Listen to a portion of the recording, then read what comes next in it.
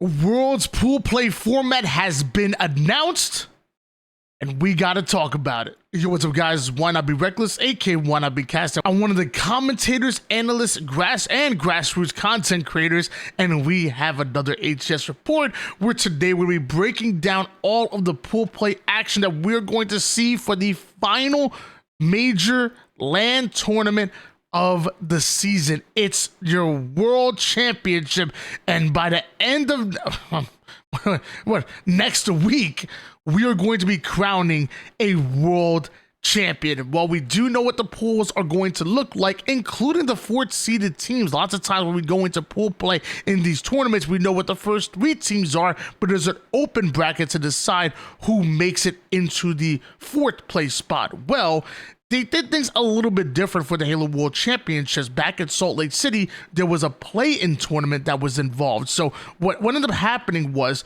the top 8 seeds were guaranteed a spot from Salt Lake City. So Space Station, Optic, Shopify, FaZe, Complexity, Native, and Into the Breach, alongside Quadrant, were guaranteed spots in pool play, which is represented by your 1 through 8 seeds. 1, 2, 3, 4, 5, 6, 7, 8.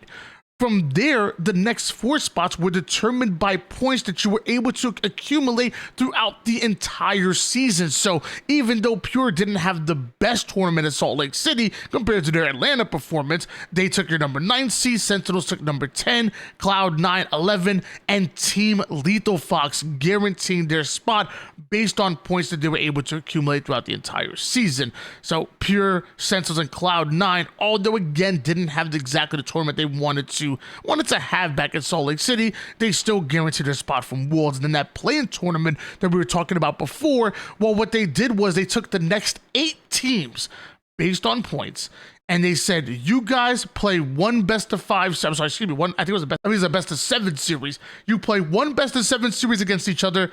If you win, you make it to Worlds. If you don't, you go home early. And that was done on LAN and actually broadcasted by LVT Halo. A really cool way to break things down, kind of like a mini tournament or a one match kind of do or die, make it in or not. And all the teams were able to do so on LAN. So because of that, we have more Australian representation. Another EU team, Mindfreak Ascending Baseline, winning their qualifying match, but so did Dark Inside, previously going as Dead Inside. And then Alpha Esports, who had an amazing SOC that actually made it into the winners bracket, which is crazy. Made it into the winners bracket playing Complexity for top 6. Didn't exactly get where they wanted to toward the end, but they were still able to play in the play-in tournament, and they also guaranteed their spot. So we literally have representation from every single region that we cover in the HCS involved in pool play. But now let's actually dive into the nitty-gritty. Now that you know exactly what the format's going to look like, we're going to have pool play, into bracket play, starting right over from Friday, and it's going to be so much fun. It's going to be so exciting and incredible Halo, because 2024 Halo has been out of this world. Let's dive right into it. Number 1 seed goes to Space Station Gaming. Eco, Stellar, Bound, and Legend. There's a chance that we have our first European world champion, which would be absolutely crazy. Legend coming over to this SSG roster has been absolutely lights out. Joining them is going to be ITB, Into the Breach, made up of Wootsum, Chick, Mighties, and Jimbo. So exciting to see a mouse and keyboard player make it this far, which, by the way, there's also some other mouse and keyboard players that we're going to talk about as well, but Wootsum definitely probably the more notable one and one of the more dynamic players to watch. He's really fun too. Next up is Pure. We talked about them getting 4th place at Atlanta. Not quite the placing that they wanted at Salt Lake City, but obviously Druck, Talik, Last Shot, and Cherish making up that roster. You have the former Apex player Cherish being that newest piece. A lot of people question the dropping of Collect, but Cherish has stepped up in a big way. Obviously was a part of that Oxygen Esports roster for a little bit with Haynes in common, but here on Pure, this is the biggest team that he's been a part of, and he really has stepped into his own here on this Pure roster, and they're exciting, they're fun to watch. And then finally, Mind Freak, Plasma, Scoobmeister, Sways, and Rice. Couple mouse and keyboard players on that team as well. Most notably, Scoobmeister was kind of one of the first mouse and keyboard professional players that we saw on the scene. Like I said, we'll talk about them a little bit. SSG, 3 out of 4 tournaments so far. Having a chance to literally take the world champions and take 4 out of the 5 LAN tournaments this year would be crazy, especially with the high risk, high reward play that they made to bring on Legend to begin with. And it's also to be about the way they've been able to win. Like, we've seen them win through the winners bracket, but also like in this tournament here, things got a little bit crazy. They were 3-2'd by Optic in the winners bracket round number 1. So SSG played all the way from lower bracket round 1 and played against Cloud9 that, to be honest with you, they should have got 3-0'd. And they also should have lost that game 5 against Cloud9. Cloud9 looked like the better team against SSG, especially in the early game, and weren't able to clutch out those 2 Slayers they wanted to, even though Cloud9, a fantastic Slayer team, they had that advantage multiple times, just weren't able to get over the hump was Cloud9. But SSG all the way from round number 1 losers bracket, probably putting on the most incredible run that we have seen in the HCS, because from round 2 to round 3 to beating out FaZe, the only other team to win the tournament, into beating out Shopify Rebellion, and then going into the grand finals and playing the very team that knocked you into the lower bracket round 1 to begin with, and beating them out in 2 series, including a sweep after the reset, is just crazy to see. But SSG going on one of the most incredible journeys and having one of the most incredible runs in a tournament that we have seen in the HCS, at least in my opinion. SSG looking good. ITB the same, pushing FaZe to a game 5, beating a Sentinels in a game 5, and obviously they didn't go exactly the way they wanted to against SSG, but going into this pool play, you have your chance to maybe try to get your revenge. It's any given Friday here in 2024 Halo. It seems like anybody in the league can beat each other. It's just about clutching up when it matters most. Next up, we'll talk about Pure. Like we said, 4th place at Atlanta. Not a bad placing by Pure. Getting top 12 isn't the end of the world, but we really did have some high hopes for that Pure roster, and obviously Shopify Rebellion getting the best of them in that winners bracket round number 1, but also losing out to a Quadrant roster, which obviously Quadrant is very good, but I think Pure had the ability to beat them, and I don't think they're happy about losing out in that lower bracket round number 1, especially in a 3-0 fashion with how good we know Pure to be. Watch out for Pure to have maybe a bit of a bounce back tournament at Worlds, which is when it matters most. And then finally, Mind Freak. And I will say Mind Freak, the number 1 team out of Australia, wasn't able to make it into pool play, but were able to clutch up when it came to their play in tournaments. So Mind Freak have a great opportunity to just prove the world wrong and just go into a tournament with no expectations on you. And when you don't have those expectations, when you really are flying under everybody's radar, well, that's an opportunity for you to step up and really make a name for yourself, surprise some people, and maybe make some people look silly, because everybody's going to be overlooking you, and maybe that makes you the most dangerous team in pool play. Next up, let's talk about Pool B. You have Optic Gaming, Lucid, Formal, Trippy, and Dead Zone. Quadrant coming in as well. SLG, Sika, Snipe Drone, and Glories. Then you have a Sentinels roster in Lethal, Falcated, Boobu Dubu, and Precision. And then rounding off things, you have that EU Ascending baseline roster, which I believe to be Sunrise, Bastos, Millsy, and Mose. An exciting Pool B that we are going to see. And I would say, dare I say the pool of death here? If you were going to give a pool of death, it might end up being Pool B. Pool C will give them a run for their money, because across the board, even Dark Inside can come out on top. But Pool B, either way, a very, very competitive pool that we have. And let's obviously talk about them a little bit. And when we talk about Pool B, there's no way we can't talk about Optic Gaming. The curse of second place getting to every single grand finals on land so far this year, but not able to get a win. For any other team, getting second place in the tournament is great.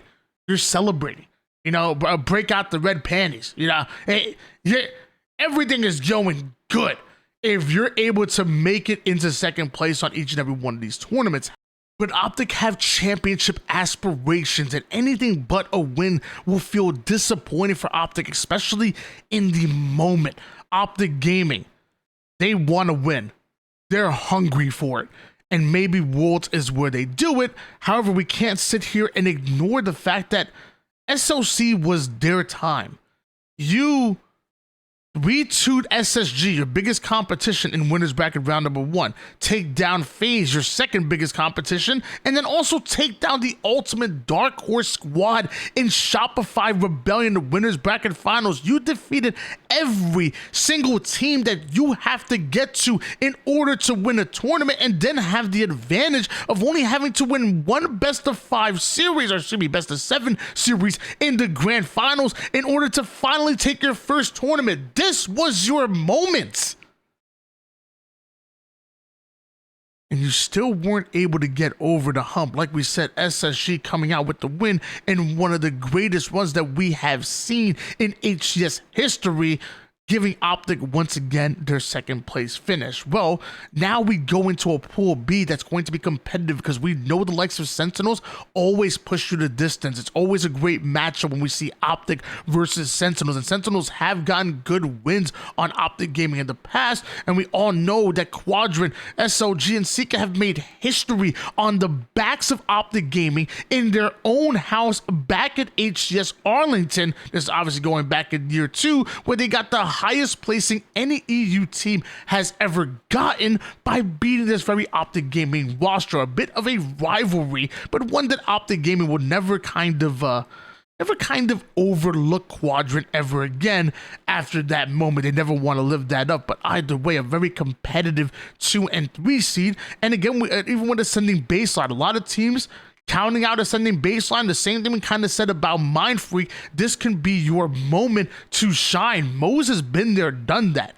We've seen Moze have incredible success, and when he's teamed with the likes of a Millsy, a Bastos, and a Sunrise, you know, who have a great head on their shoulders, have a positive attitude, and also have skill backing them up as well.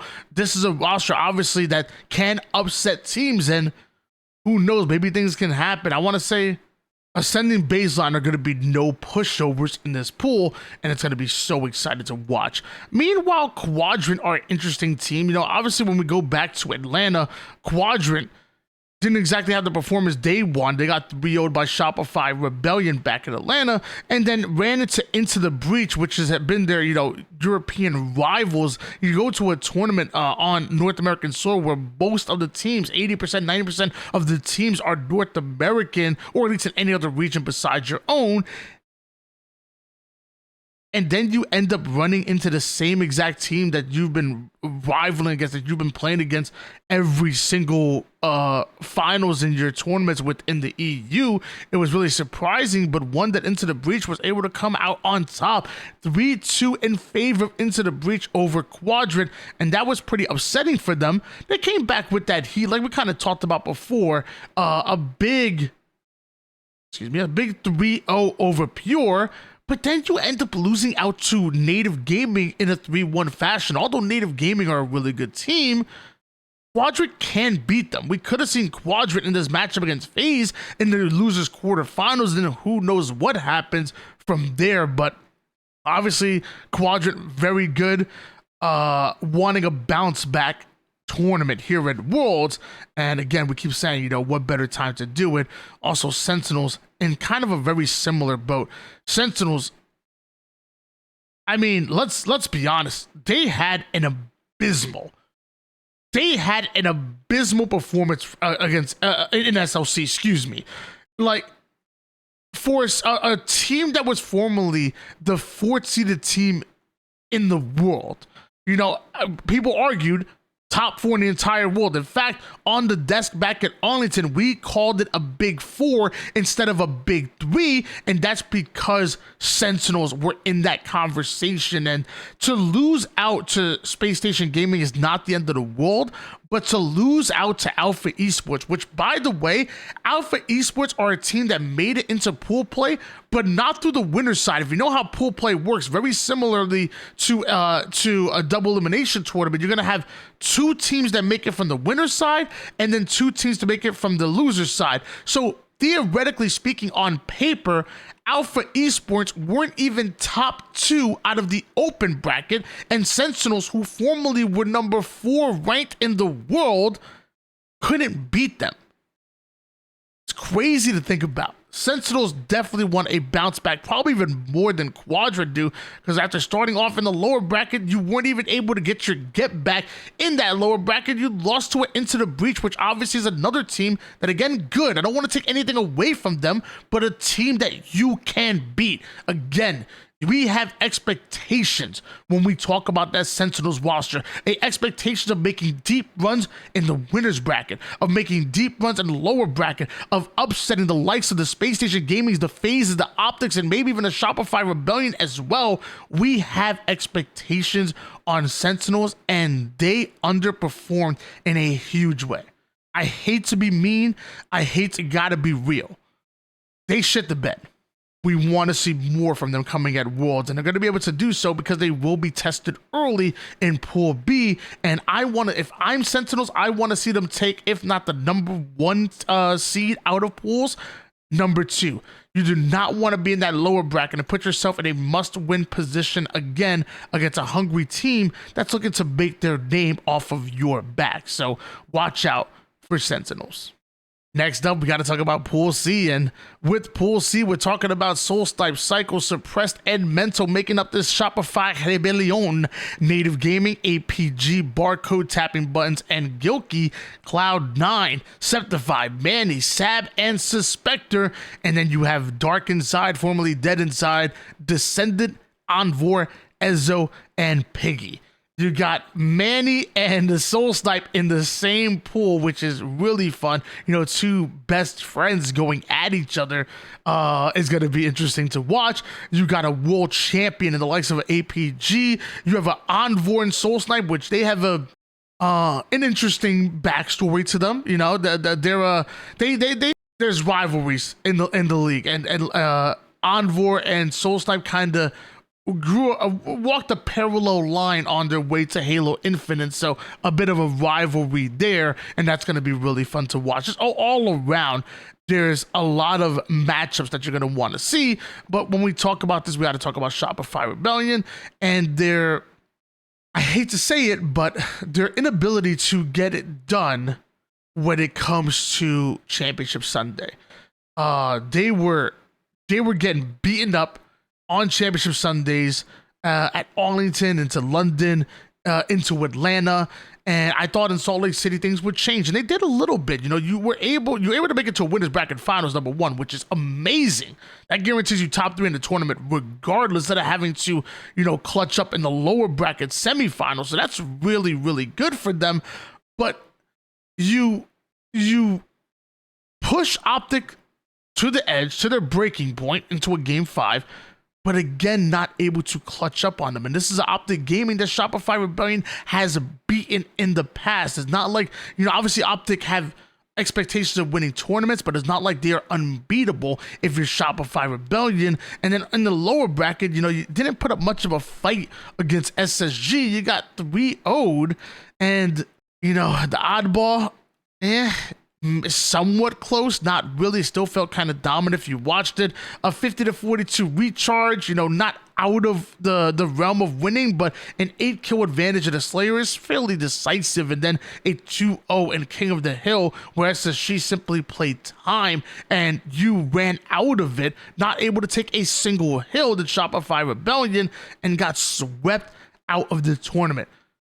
I talked about in the beginning of the year, at Shopify Rebellion as my ultimate Dark Horse squad. People thought I was crazy when I talked about how good this roster is, and the fact that their ceiling was just so high. And now I think people really are starting to see the light. They were seeing it already with the first tournament. I was trying to put y'all on game a little earlier than that, but y'all didn't want to listen. Either way, Shopify Rebellion, we know they can beat any one of the big three, but they have to do it when it matters most. They got to do it on Championship Sunday. Next up, let's focus on Native Gaming.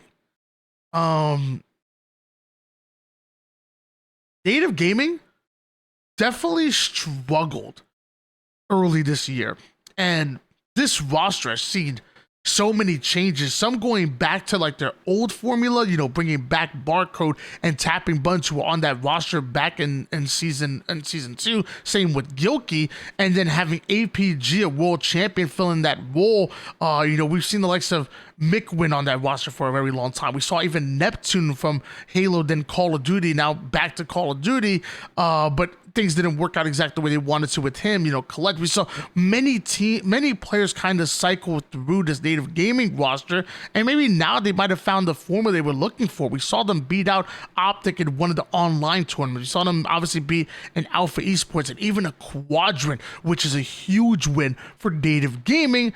Obviously didn't put up that much of a fight against FaZe, getting 3-0'd, but Native Gaming finally getting hot.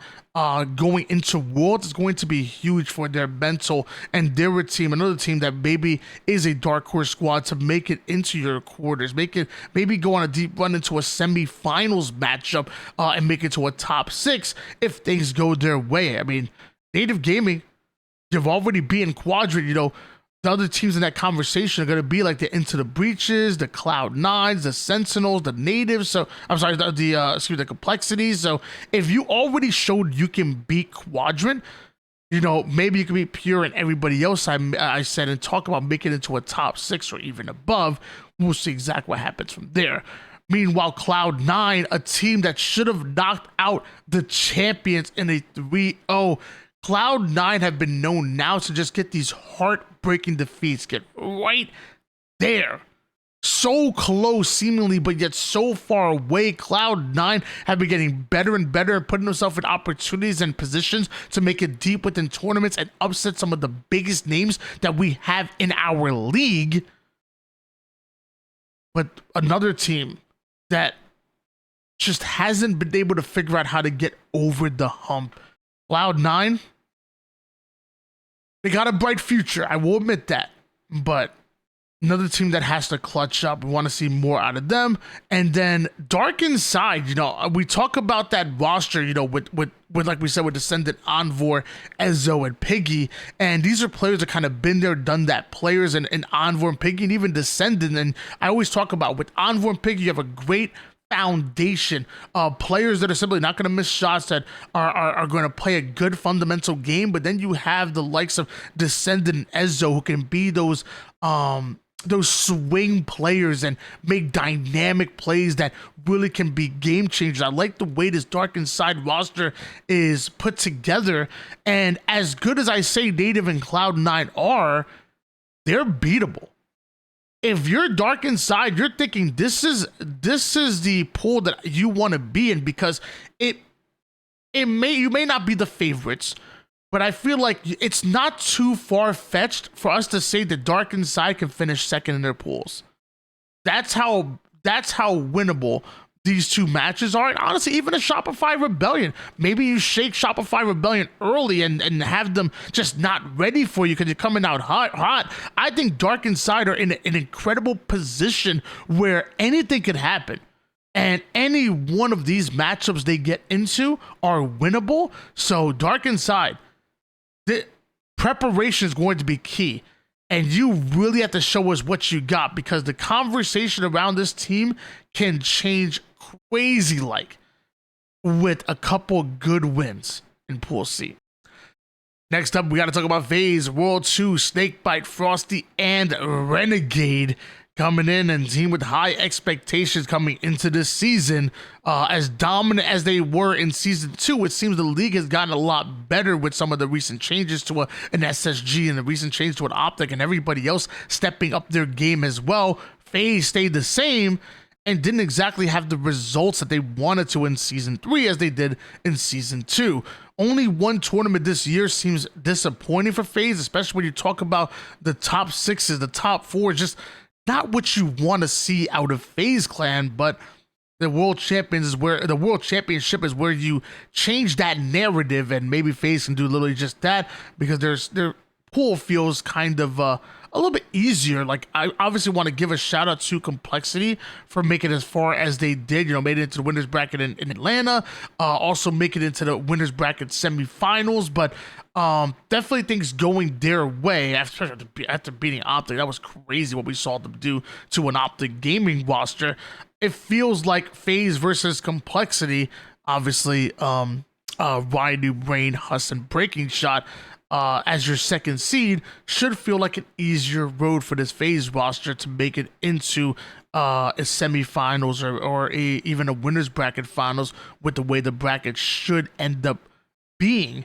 But FaZe were taken to a game 5 by Into the Breach. Optic come out with a 3-1, knocking them down to the lower bracket. And although they 3-0'd Native Gaming, it was eventually the champions in Space Station Gaming that also 3-1 them, similarly to Optic, to knock them out of the tournament in 4th place. FaZe, we saw them miss one championship Sunday already, and we saw them drop out in top 4 again here in Salt Lake City. Will we see them make a deep run and bounce back from 4th to 1st, similar to what Space Station Gaming did from London to Atlanta? Meanwhile, Complexity, like we said, we saw a complexity versus Alpha Esports for top 6, which was very interesting the way things happened. Alpha Esports obviously clutching up against a Sentinels roster. Complexity beating out both. I think they beat out both Optic and Quadrant and Pools. I'll double check that real quick. Yeah, it was definitely, they not only beat out both Optic and Quadrant and Pools, but only dropped one map, putting them in a similar conversation to like an SSG, who also only dropped a single map. They swept Optic Gaming, and Complexity was looking very good. Now the question becomes, can they kind of continue that momentum? Was it maybe a bit of fortunate circumstances, or is like, whoa, should we start trusting the process or Complexity the real deal? We're going to find out very soon. Meanwhile, Team Lethal Fox, Yaxin, Common, Rami, and Haynes. Common and Haynes have been teaming for quite some time. Yaxin, I want to say his first time making it into pool play, which was exciting under that Team Lethal Fox roster. And then Rami has been a bit of a journeyman, a fantastic player, but hasn't exactly found his home. Maybe in TLF he can find his long-term home and maybe make some things happen, because they come in as that tertiary team, and very similar to the way Dark Inside and Cloud9 can come out on top and maybe get a second place finish. I could see a world where TLF beat out a Complexity roster. To me, it's not that far-fetched, but we saw Team Lethal Fox not able to do it once already. Now you run into the same pools as them. Will you be more prepared this time, as you don't have to come out of an open bracket? Now you just have to focus on the phases, the complexities, and the Alpha Esports, and then you put yourself in a very good positioning in order to make it into bracket play. Meanwhile, Alpha Esports are interesting. Like we mentioned earlier, they came out through the lower bracket of open brackets, so theoretically on paper, not even being a top 2 team in open bracket, because you lost in the winner's side, but then you beat out both Ascending Baseline, EU, and Sentinels, which is crazy to think about. And if I remember correctly, was this a sweep? If I'm wrong about that, I apologize. I thought I remembered Alpha Esports sweeping Sentinels, but either way, coming out from the lower bracket, from open bracket, and beating out Sentinels is huge for Alpha Esports, and they fought Complexity well, took a game off of them, dropped down to the lower bracket, and then were 3-1 by Native Gaming, which I don't think anybody is particularly surprised by. Like, Alpha Esports are very good, but what we say, there's levels to this, but you never know. They're once again in a pool that could favor them.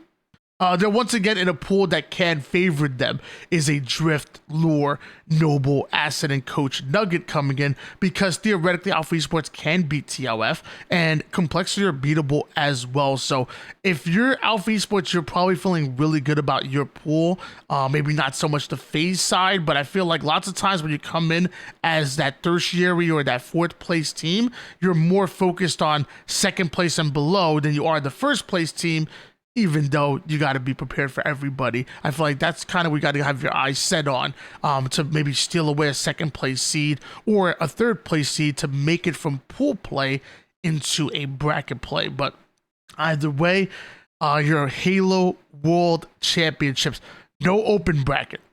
Everybody who's made it until this point is well deserved, and for one final time, we're going to see these teams duke it out October 4th to October 6th, and we'll be crowning a world champion, and we'll be ending the season, the year 3 season, which has been absolutely incredible.